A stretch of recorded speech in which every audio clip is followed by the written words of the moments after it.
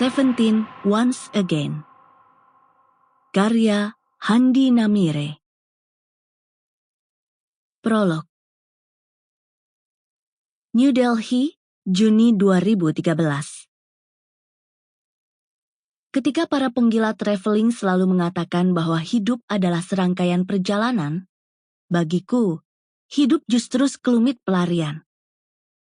Entah sejak kapan aku mulai menyadari, jalan yang kupilih, bahkan pilihan karir dalam hidupku, adalah kompromi batin dan segudang alasan untuk tidak lagi berinteraksi dengan orang-orang yang pernah mengenalku.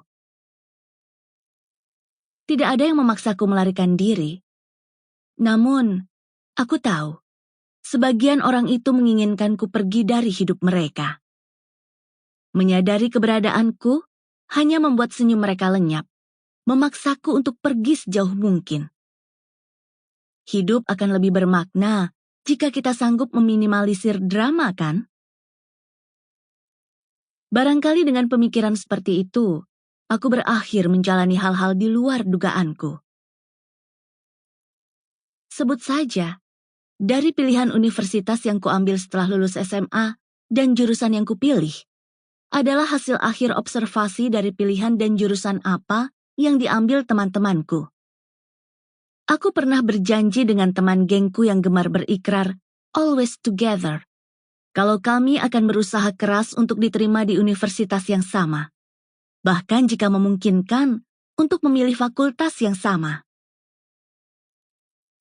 Namun, aku memakai informasi dari mereka untuk memilih jalan yang berlainan.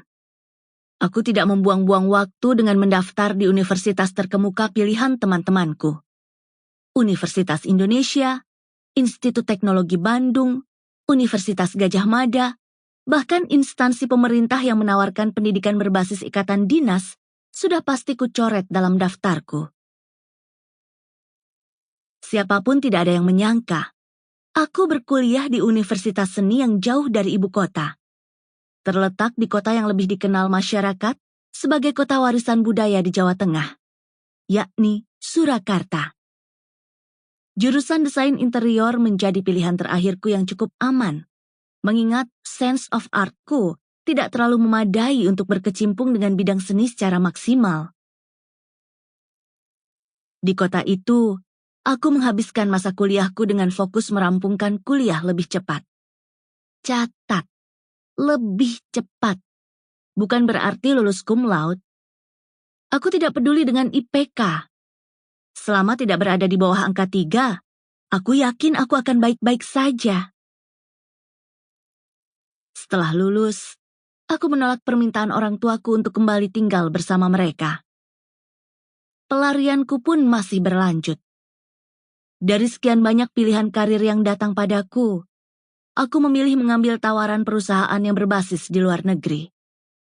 Tentu saja, hal itu kulakukan setelah melakukan observasi kecil pada sebagian temanku yang memilih menjalani karir di luar negeri ataupun melanjutkan kuliah dengan beasiswa di luar negeri. Aku memilih negara yang kecil kemungkinannya akan bertemu dengan mereka. India. Ya, misteri dari hidupku telah terjawab. Aku tidak punya bayangan apa yang membuatku yakin kalau akan betah bekerja di negara asal kari yang sebagian besar masyarakatnya masih dipisah berdasarkan status dan strata sosial. Aku bahkan bukan penggila budaya India dan tidak pernah betah menghabiskan waktu 3 jam penuh menonton film India. Selain durasi yang panjang, aku juga tidak suka dengan aksi menari dan menyanyi yang kerap menjadi daya tarik film itu. Namun, disinilah aku sekarang. Aku duduk di kereta yang akan membawaku menuju New Delhi dari Mumbai sambil menatap pemandangan luar yang sedikit berkabut akibat hujan deras yang kerap melanda kawasan ini. Menurut perkiraan, aku akan sampai di New Delhi dalam 3 jam ke depan setelah 9 jam yang kuhabiskan dengan tidur, melamun, mendengarkan musik etnis Jawa, serta membaca buku panduan menangani keluhan pelanggan yang dihadiahkan bosku yang punya selera humor buruk. Mengira sikapku yang kaku adalah karena sisi introvertku. Sample complete. Ready to continue?